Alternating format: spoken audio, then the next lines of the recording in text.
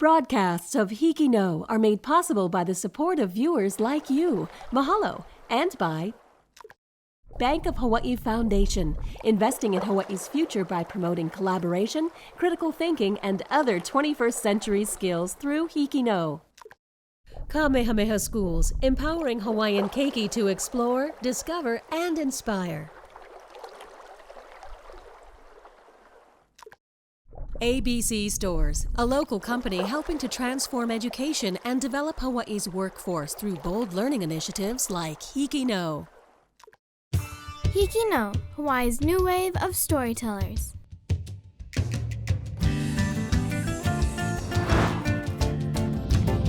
Aloha, and welcome to another Student Reflections episode of HIKI NŌ. For the next half hour, you'll see students from across the island chain express their thoughts on life in the era of COVID-19. We'll also feature some brand new HIKI NŌ stories and a few from the archives. But first, here's my reflection. Hi, my name is Emma Jane Rory, a 7th grader at ʻīao School, speaking to you from my home. My life at home is very, very fascinating. For one thing, my parents are homeschooling me. In my opinion, homeschooling has both positives and negatives. A positive is that I can eat a good lunch and wear whatever I want. A negative is that I have to work on a certain schedule that my mom made for my brother and I. Another fascinating thing is my parents got us a puppy. They thought that this was the perfect time to get a dog, so they pulled through and got us a Labradoodle named Molly. Right now, we are teaching her to shake. My opinion of being at home is varied, for I like some things and dislike others. Overall, to me, I actually like being at home. The following story from students at Kalāheo High School on Oʻahu follows the CEO of PBS National during her visit to PBS Hawaii in January of this year. And I'm Emily Casey, reporting from Nashville, Tennessee. Emily Casey is a senior in Kalāheo High's Mustang Media program and an avid participant in HIKI NŌ throughout her 4 years of high school. As a senior this year, Emily had the rare opportunity to meet and interview the CEO of the Public Broadcasting Service when Paula Kerger visited PBS Hawaii for the first time. Aloha. Aloha.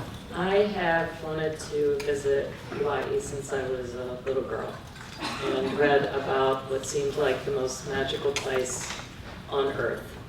In addition to meeting with staff and supporters at PBS Hawaii, Paula Kerger wanted to learn more about HIKI NŌ and meet some of the young storytellers in the program.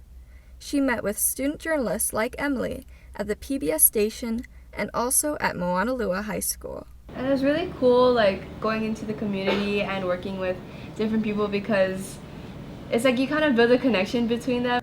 I have told the story of HIKI NŌ everywhere I've gone as people talk to me about what is the future of journalism? How do we make sure that local stories are being told? And more importantly, how do we make sure that our young people really understand what it means to be part of a community?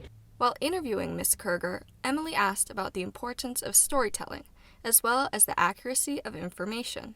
We have very strict editorial standards that we demand that all of our producers abide by, and that really, I think, again, if you think about how public television is organized, we don't sell advertising. We ask people to give contributions to support us, and they support us because they trust us. Ms. Kerger told Emily that trust is what sets PBS apart. Our brand has always represented a certain level of professionalism and a certain integrity that people then know that if we have published something, that it has rigor behind it, that the accuracy can be more trusted. One thing she said that really stood out to me was about having integrity, and it's because that's what PBS has taught me, that I can always build trust and report honestly. It's what HIKI NŌ is all about, and it's something that I can take with me everywhere. Emily plans to major in communications when she goes to college next year. Working with HIKI NŌ throughout high school has not only prepared her for her future, this experience has also sparked her interest in the world of media. This is Gabrielle Goodgame from Kalāheo High School for HIKI NŌ.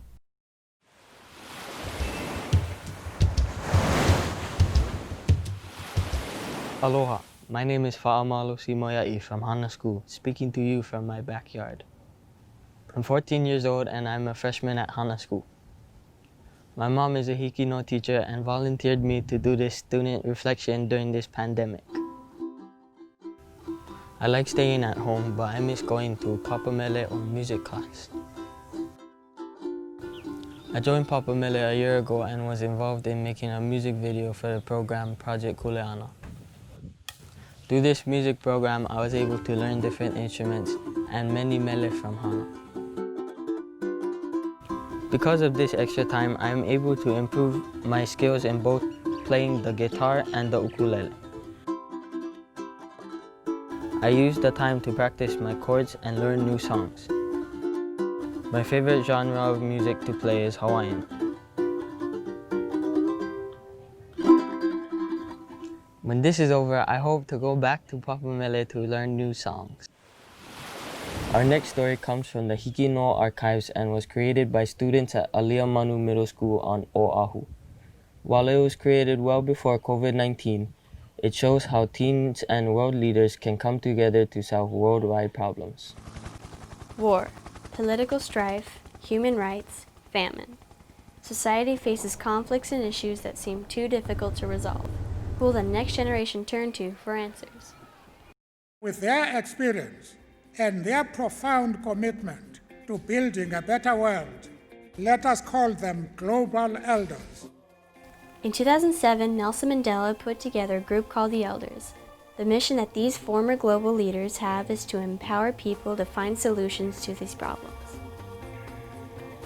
The Hawaii Community Foundation, through the Pillars of Peace Hawaii initiative, organized a student talk session between the elders and student leaders from high schools and colleges from around Hawaii. I kind of want to expand my learning. Our school says it's a good thing to go to. This is my first time coming, so I'm not really sure what to expect. Well, hopefully it'll show us more insight on leadership and what's going on in the world right now, global events. The elders featured at the event included Girl Harlem Brundtland, Ina Delani, and Archbishop Desmond Tutu. For over an hour, they talked about how they were inspired to make a change in their homeland and how today's youth can make a difference. For me, it's interesting to come here and to observe your experiences and to see the cultural diversity and your belief in aloha and the thing that you are here, as you said, a melting pot of people with very different backgrounds. I think we would hope that young people would be inspired to go on going on, even when they face opposition. They will have helped to shape the world so that we did not spend so much money on arms and on instruments of destruction. I do believe that women themselves have become very strong now, and there is a strong global women's rights movement, which is having its impact not just on the rights of women, but making for a better society and a better world community. The elders' message seemed clear to those in attendance. Where are you? I liked how everybody talked with a passion. They all had a passion, and they all really wanted to reach out. They all really wanted to help. They really wanted to make a difference. I really enjoy coming to events like this where I get to meet a lot of different students from other schools, and we all have this similar desire to learn about other people and their lives and build a really great global perspective. Eventually I hope to change the world, make something of my life that I've been allowed to be here and just want to do something with that. So yeah, hope to do that someday. As they exited the stage, the elders appeared confident that this generation of leaders will be ready to take on the issues that we face in the world today. From Alimanu Middle School, I'm Alexandria Omni for HIKI NŌ.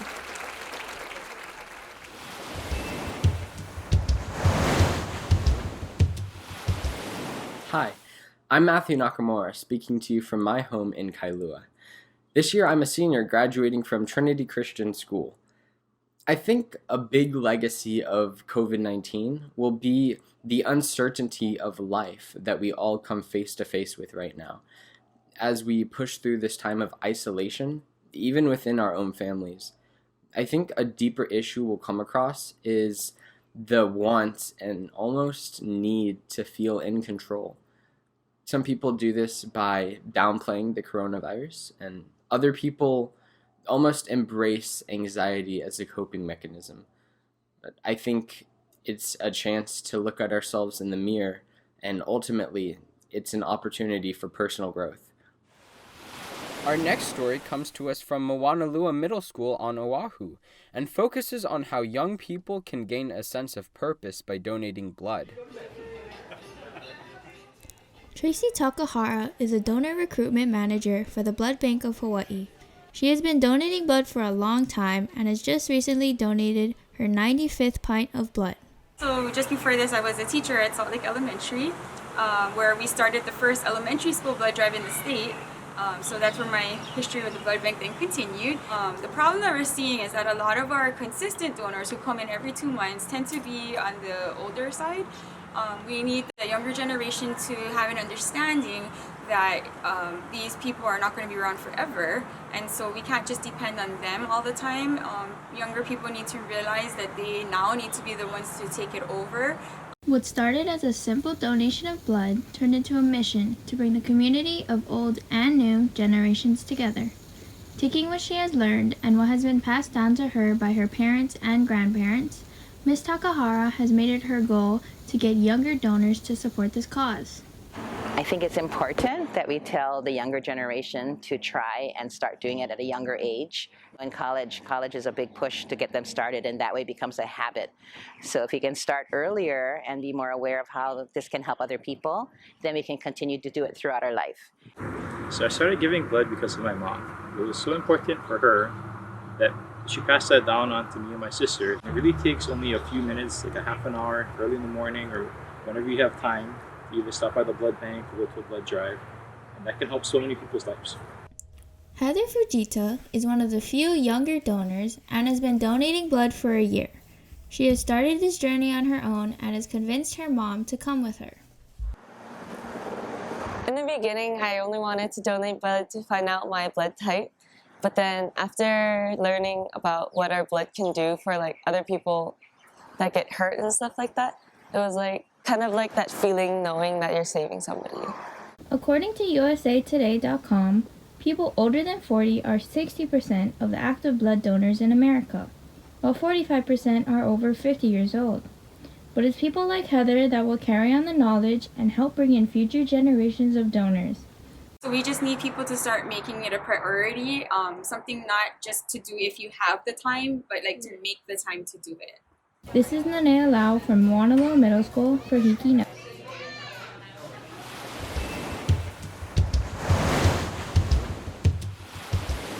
Aloha, I'm Terrysa Uyeno, an 8th grader from Waiʻanae Intermediate School, speaking to you from my home.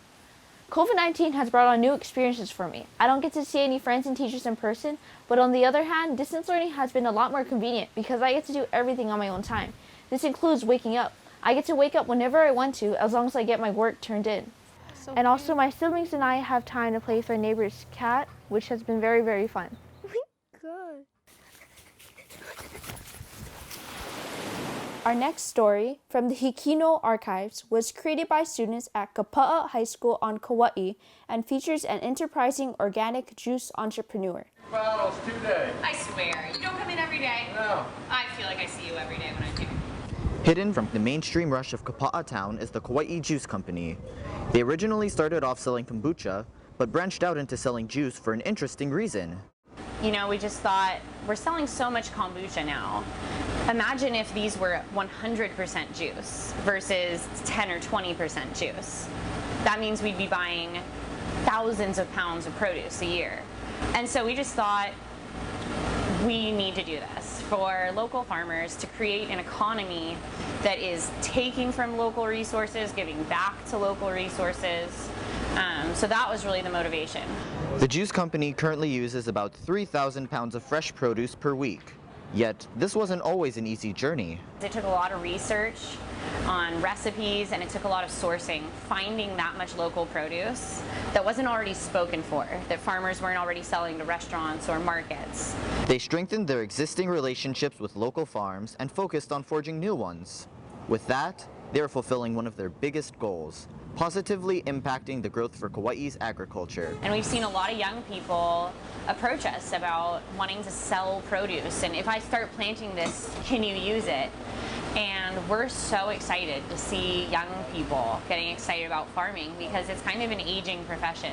It's really cool to see people wanting to support themselves, and in a way that requires a little hard work, you know, but they're not scared. They're excited and they're feeling empowered again. It seems like in Kauai at the moment, we have quite a few young farmers still interested in trying something new and getting out of the city and getting out of their routine and getting back to the land. To get their hands dirty that first time, you know, is such a sensation, and then wash it all off and just get dirty again the next day. Although there are many positive aspects to keeping a business local and organic, there's also a drawback. A lot of people ask us in person or on our Instagram, like, it's yummy, but why is it $11 a bottle?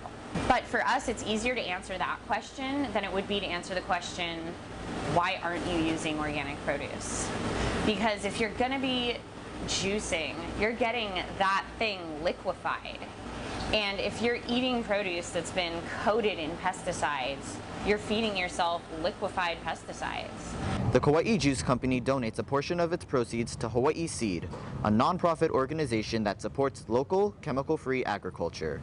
In turn, they fuel the seeds for their own business. I think the Juice Company has been a really awesome, tangible way to provide a service back to our community. I think that's been the biggest thing for us, is watching how much it's really brought life back into people, you know? Passion and excitement.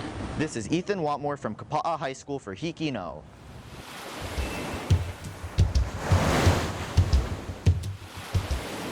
Hello, I'm Dayvan Wong, a 5th grader from Waiākea Elementary School, speaking to you from my home. To be honest, I miss most things, but right now, I really miss school. It's too boring at home, so I just really miss it. To fill the void, I would normally just read books and do homework as if it was school. Life at home is boring and slow. After you finish doing homework, you just have too much free time on your hands. To me, it's like getting chocolate bars. One is okay, but too much drives you crazy. A good thing that happened is that I've gained more patience.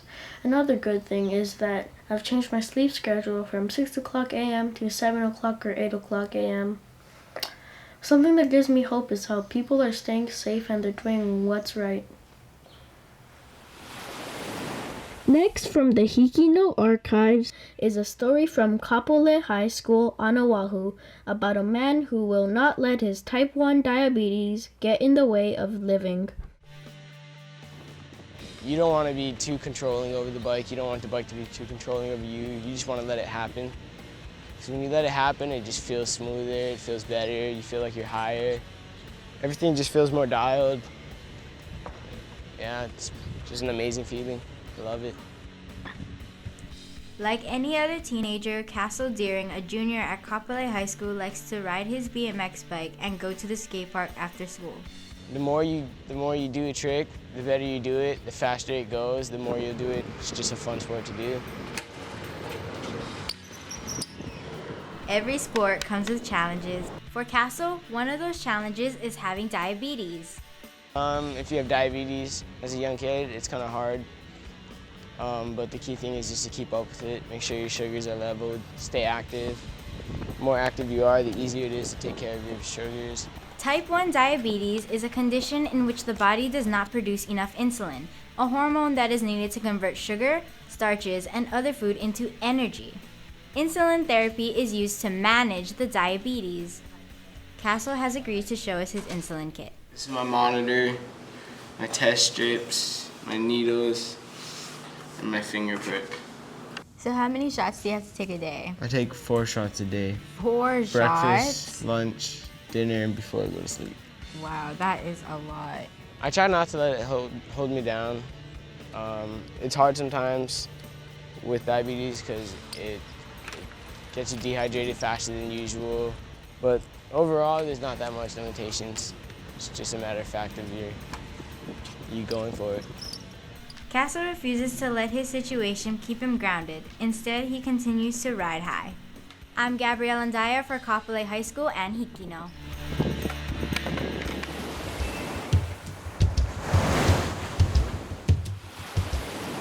Hi, this is Brayden Vierra-Hiromoto from Kalāheo High School, speaking to you from my home.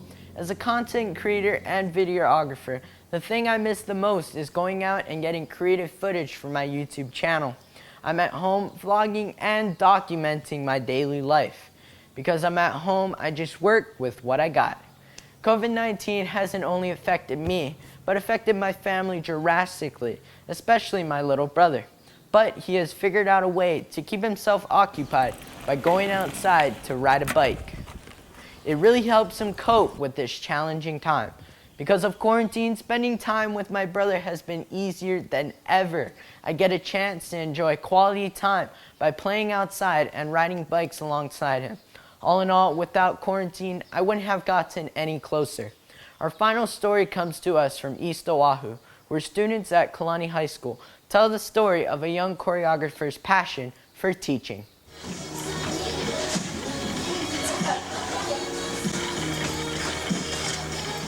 Camille Diaz is a sophomore at Kalāheo High School. Camille has been a dancer since the age of 9.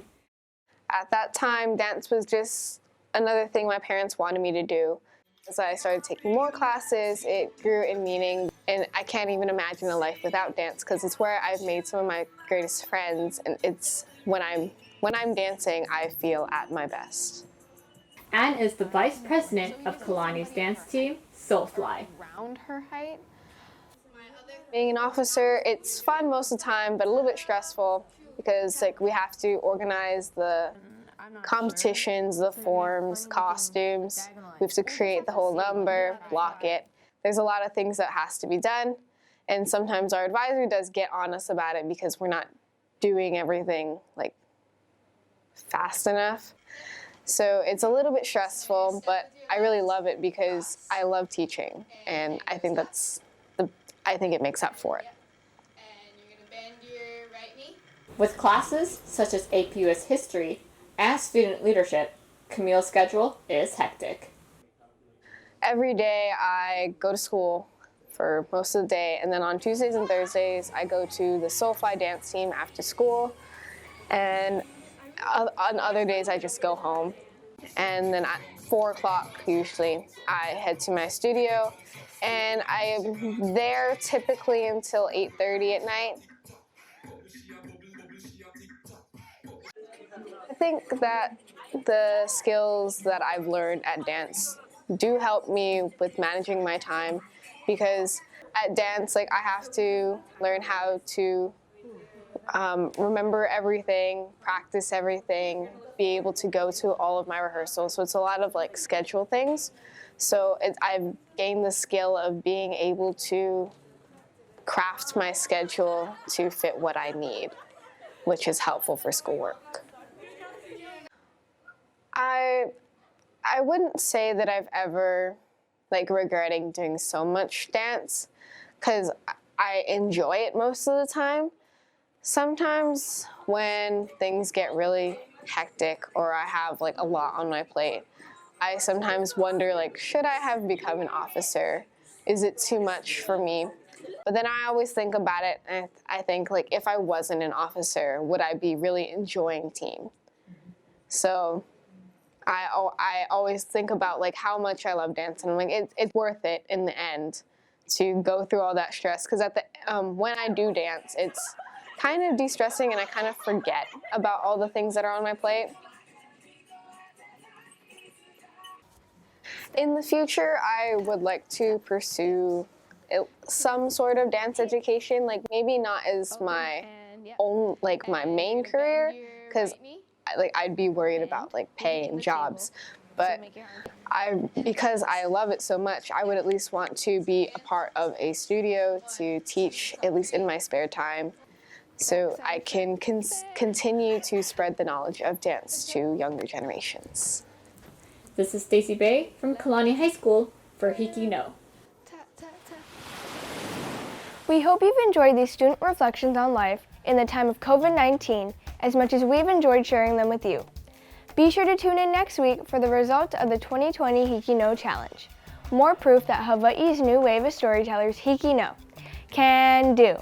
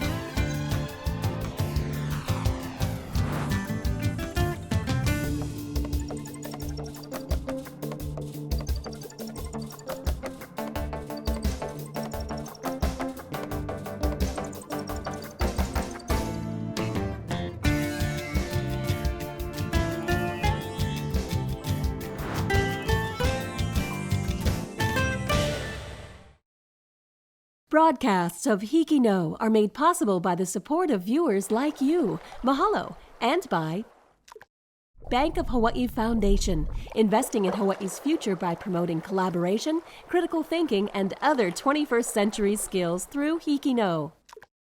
Kamehameha Schools, empowering Hawaiian keiki to explore, discover, and inspire. ABC Stores, a local company helping to transform education and develop Hawaii's workforce through bold learning initiatives like HIKI NŌ.